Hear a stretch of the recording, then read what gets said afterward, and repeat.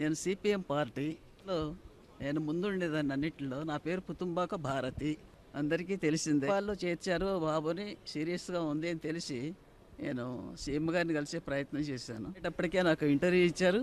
నేను చెప్పిన వెంటనే 10 లక్షల చెక్కు రాశారు. ఇవాళ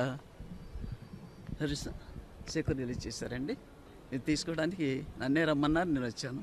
మానవత్వాన్ని నిరూపించుకున్నారు ముఖ్యమంత్రి గారు అని చెప్పేసి నేను చెప్పదలుచుకున్నా. ఈ సందర్భంలో 10 లక్షలు రాసి నేను అడిగిన వెంటనే ఆయన మళ్ళీ ఇంకొక ఆలోచన లేకుండా వెంటనే రాసి చెక్కు తీసుకెళ్ళండి అని నిన్న ఫోన్ చేశారు. అందుకని ఈరోజు వచ్చాను నేను. కౌలు రైతు కుటుంబం, వెంకటేశ్వరరావు ఆయన పేరు. భార్య భర్త, తల్లి తండ్రి కూడా కష్టపడి ఆ పిల్లల్ని ఇద్దరిని చదివించుకున్నారు, అమ్మాయి అబ్బాయిని. వాళ్ళలో అబ్బాయి మళ్ళీ పునర్జన్మే. ఈ పునర్జన్మ చంద్రబాబు నాయుడు గారు ఇచ్చినట్టే. వాస్తవాలనే మాట్లాడుకోవాలి మనం. అందుకని ఈ సందర్భంగా ఆయన